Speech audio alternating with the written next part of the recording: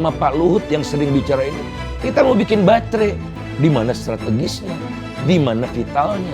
Boleh jadi sekarang yang kita dapat minus.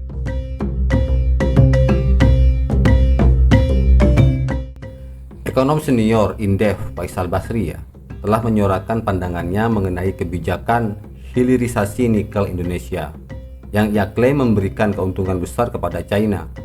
Menurutnya, sekitar 90% dari total keuntungan dari kebijakan ini berakhir di tangan China.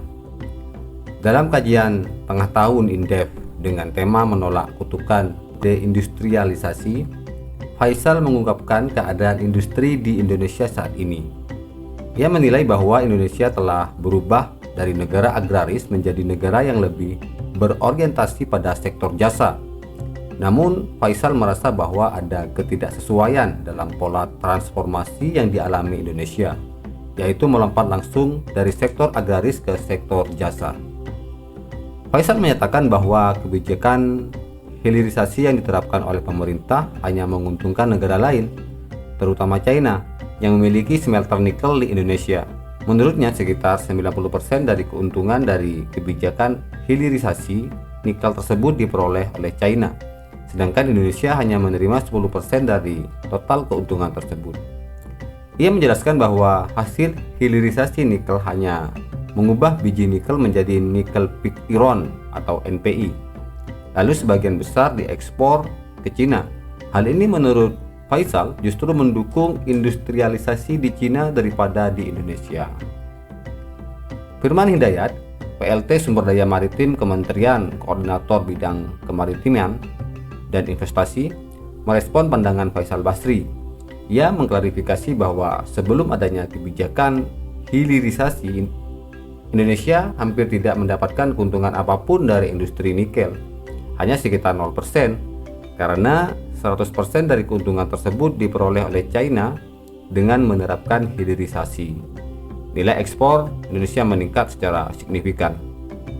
Pemerintah melalui Direktorat Jenderal Bea dan Cukai Kementerian Keuangan telah mengumpulkan bukti berupa 85 Bill of Lading yang menunjukkan adanya kegiatan ekspor ilegal biji nikel ke China.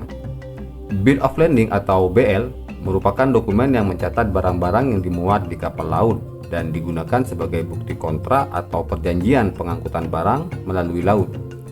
Keberadaan BL ini menunjukkan bahwa ekspor biji nikel ilegal telah terjadi sejak tahun 2021 hingga 2023. Direktur Komunikasi dan Bimbingan Pengguna Jasa Bea Cukai, Nirwala Dwi Haryanto, mengumumkan bahwa pihaknya telah melakukan konfirmasi dengan General Administration of Customs China (GACC) terkait kegiatan ekspor ilegal biji nikel ke China.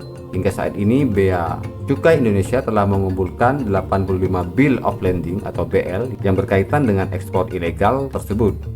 Nirwala menjelaskan bahwa data-data ini akan dianalisis bersama Komisi Pemberantas Korupsi atau KPK. Nirwala menyatakan bahwa saat ini belum dapat memberikan detail lebih lanjut mengenai pihak-pihak yang terlibat dalam ekspor ilegal biji nikel ke China karena masih memerlukan penyelidikan lebih lanjut dan akan dilakukan oleh KPK. Kerjasama antara Bea Cukai Indonesia dan Bea Cukai Cina akan terus ditingkatkan untuk mengumpulkan informasi lebih lanjut mengenai para eksportir dan sejumlah data lainnya yang lebih relevan.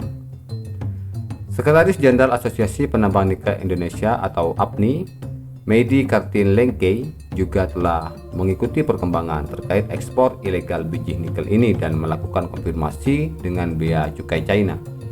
Menurutnya, kode barang yang diekspor adalah HS kode 2604 yang menunjukkan bahwa barang tersebut telah diolah di pabrik, bukan hasil tambang. Mehdi mengungkapkan bahwa pihaknya telah mengumpulkan data yang lebih rinci, termasuk nilai ekspor dan kuantitasnya. Sebelumnya, Komisi Pemberantasan Korupsi atau KPK telah mengungkap dugaan kasus ekspor ilegal biji nikel dari Indonesia ke China sejak 2021. Meskipun pemerintah Indonesia telah melarang ekspor biji nikel sejak 2020, dugaan ekspor ilegal ini mencakup sekitar 5 juta ton biji nikel dari Indonesia ke China. Informasi mengenai dugaan ekspor ilegal ini awalnya diperoleh dari Bea Cukai China. Ketua Satgas Koordinasi Supervisi Wilayah 5 KPK, Dian Patria, mengindikasikan bahwa biji nikel ilegal tersebut mungkin berasal dari tambang di Sulawesi atau Maluku Utara, dua daerah penghasil nikel terbesar di Indonesia.